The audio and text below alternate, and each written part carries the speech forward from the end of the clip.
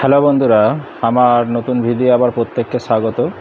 আজকে আপনাদের যে টপিকটা নিয়ে আলোচনা করব বা বলবো সেটা হচ্ছে 26,000 শিক্ষক নিয়োগের আমি একটা ভিডিও দিয়েছিলাম এর আগে, যে চাকরি বাতিল হয়েছিল, সেই নোটিফিকেশান কবে আসতে পারে, যেটা আমার প্রেডিকশান ছিল আগামী সপ্তাহে মঙ্গলবার বা বৃহস্পতিবার আসার চান্স। সেটাই আজকে আবার এসএসসি খোলসা করেছে কিছুটা হলেও, এবং সেটা আপনারা সোশ্যাল মিডিয়ায় বিভিন্ন জায়গায় দেখতে পাচ্ছেন যে আগামী সপ্তাহে যে শিক্ষক নিয়োগের বিজ্ঞপ্তি সেটা আসতে চলেছে। কারণ জানেন যে আগামী সপ্তাহেই কিন্তু শেষ হচ্ছে শুক্রবারে 31শে মের মধ্যে যে নোটিফিকেশান দেওয়া বা নিয়োগের যে নোটিশ দেওয়া সেটার ডেট।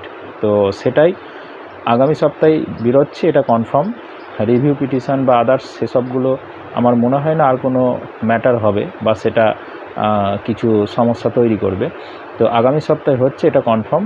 তো আপাতত যেটা মেন বিষয় বা যে টপিক সেটা নিয়ে আপনাদের বলবো, যে ওই বিজ্ঞপ্তিটা আসছে এটা কনফার্ম। আর 2 নম্বর যে টপিকটা নিয়ে বলবো সেটা হচ্ছে, এইখানে একটা যেটা খবর শোনা যাচ্ছে যে চাকরি যারা ছিল চাকরিরত তাদের সেই চাকরির সময়কালের পরিপ্রেক্ষিতে তাদের অভিজ্ঞতার উপরে কোনো নাম্বার দেওয়া যায় কি না, যেটা সোশ্যাল মিডিয়ায় ছুটছে, খবরেও আপনারা দেখতে পাচ্ছেন।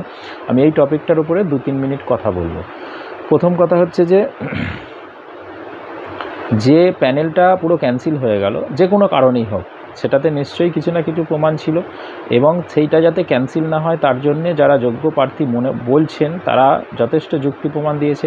তারপরে যখন কোর্ট সেটাকে ক্যান্সেল করে দিয়েছে, তো সেক্ষেত্রে সেই প্যানেলের অভিজ্ঞতা বা সেই প্যানেলে যারা চাকরি করেছে 5 বছর, 7 বছর, 10 বছর, তো তাদের অভিজ্ঞতার উপরে কি নাম্বার দেওয়া যায়, এটাই তো বড় প্রশ্ন, 1 নম্বর কথা। 2 নম্বর পয়েন্ট হচ্ছে, সুপ্রিম কোর্ট যেটা বলেছে অর্ডারে, যে বয়স ছাড়া অন্য কোনো সুবিধা দেওয়া যাবে না।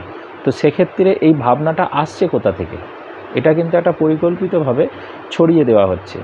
তার কারণ মনে রাখবেন, যাদের চাকরি গেছে অবশ্যই একটা খারাপ এবং একটা দুঃখজনক ঘটনা, এটা অস্বীকার করার জায়গা নেই। কিন্তু যারা এই দুর্নীতির জন্যে বা এই অস্বচ্ছতার জন্য চাকরি পেল না আজকে 10 বছর, তাদের দিকটাও তো দেখতে হবে।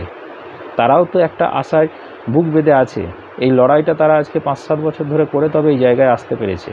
তো আমি সেই পরিপ্রেক্ষিতে বলবো, যদি এসএসসি বোর্ড, রাজ্য সরকার চায় যে এই নিয়োগটা স্বচ্ছভাবে দ্রুততার সাথে এবং 31শে ডিসেম্বর মধ্যে নিয়োগ কমপ্লিট করতে, তাহলে কিন্তু কোনো কিছু বেগরবাই না করে, যেটা 16 সালের নোটিফিকেশান ছিল এবং যেভাবে নিয়োগের নিয়মকানুন ছিল, সেই পরিপ্রেক্ষিতেই কিন্তু নিয়োগটা করুক বা নোটিফিকেশান দিক। তা না হলে কিন্তু এই নিয়োগ আবার হবে না, আবার পিছাবে এবং অনেক সমস্যা, জটিলতা সৃষ্টি হবে। এবং পরবর্তী সময়ে আপনারা দেখেছেন এর আগে 2-4টে যে রিভিউ বা MA ফাইল যে হয়েছিল,